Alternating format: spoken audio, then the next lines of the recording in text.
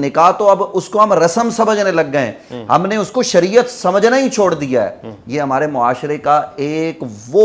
سیاہ پہلو ہے کہ جسے اب ہمیں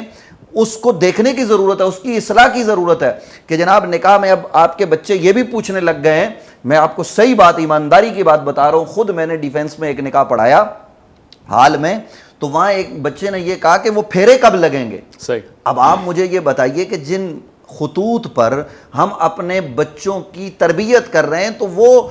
کیا نام اپنا طلاق کی طرف کیسے نہیں جائیں گے؟ آپ کے ہاں ساس بہو سالی کے ساتھ تعلقات، شادی کے بعد یہ سارے یہ ڈرامے دکھائے جا رہے ہیں، آپ کا مین اسٹریم میڈیا جو ہے وہ دکھا رہا ہے، اور یہ ہمارے کوئی پیمرا نوٹس نہیں لے رہا، کوئی سپریم کورٹ کو فکر نہیں، کسی جناب ہائی کورٹ کو فکر نہیں، کوئی سوچنے کے لیے تیار نہیں ہے۔ تو جب آپ لوگوں کے ذہنوں میں یہ زہر یعنی یہ میڈیا ڈالے گا، یہ جو ڈرامے، میں آپ کی بات نہیں کر رہا، آپ کے چینل پہ تو ڈرامہ چلتا ہی نہیں ہے، جہاں ڈرامے چلتے ہیں، اور ان ڈراموں میں کیا میں رائٹر سے کہوں گا خدا کا واسطہ، کیا آپ کو یہی نظر آتا ہے؟ کیا یہ ہمارا معاشرہ ہے؟ کہاں ہوتا ہے کہ جناب جو ہے وہ سالی سے لوگ جو ہے وہ محبت کرنے لگ جائیں؟ کہاں معاشرے میں یہ چیزیں ہوتی ہیں؟ کس معاشرے میں یہ ہوتا ہے؟ ہم تو اسلام کی تہذیب و تمدن والے لوگ ہیں، ہمارے یہاں تو پردے کا نظام ہے۔ جب سے یہ چیزیں خراب ہونا شروع ہوئی ہیں تو آہستہ آہستہ طلاق کا ریشو جو ہے وہ بڑھ رہا ہے۔ لوگ جو ہے وہ اپنی بیویوں کو چھوڑ کر غیر بیویوں کے ساتھ جو ہے جو ان کی بیویاں نہیں ہیں ان سے تعلقات استوار کر رہے ہیں،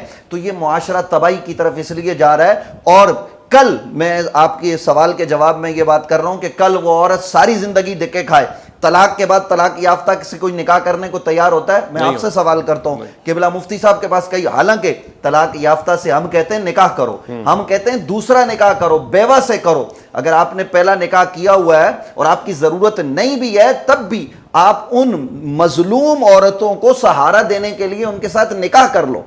یہ تو شریعت کا اصول ہے۔ لیکن ہمارے یہاں ہوتا کیا ہے قبلہ؟ ہمارے یہاں حضور بڑی معذرت کے ساتھ عرض کروں، ہوتا یہ ہے کہ ان عورتوں کو ہم استعمال تو کرتے ہیں، ہم طلاق یافتہ کو قبول کرنے کو تیار نہیں ہوتے، وہ بیچاری دھکے کھاتی ہے، یہاں تک کہ واللہ تاللہ باللہ میں آپ کو بتاتا ہوں کہ معاشرے میں ایسی چیزیں رپورٹ ہوتی ہیں، ہم تک پہنچی ہیں کہ وہی عورت جو کل تک بڑی اچھی زندگی گزار رہی تھی، طلاق ہو گئی، خاندان والے غیرت میں آئے، بھائیوں نے کہا کہ جناب اس نے ہماری بہن کو مارا ہے، سر پھاڑا ہے، یا جناب اس کو ضرب ماری ہے، ہم جو ہے نا چھوڑیں گے نہیں، طلاق ہو گئی۔ طلاق کے بعد کچھ عرصے بعد بھائیوں کی شادیاں ہو گئی، وہ بیچاری اپنی جگہ پر بیٹھی رہی، اب معاشرے میں وہ دھکے کھاتے ہوئے نہ جانے کس کام میں ملوث ہو گئی ہے۔ ایسے کیس بھی آئے ہیں، تو کیا وہ جو غلط کاموں میں ملوث ہوئی ہے اس سے پہلے شوہر کے اگر وہ 2 تھپڑ برداشت کر لیتی تو آج مزے کی زندگی گزار رہی ہوتی، آج وہ اپنے بچوں کے پاس ہوتی، یہاں تو بچوں والیوں کو طلاق ہو جاتی ہے۔ تو اس لیے آخر میں پھر ہاتھ جوڑ کر التماس کرنے لگا ہوں قوم سے کہ خدارا، اور پھر رائٹرز سے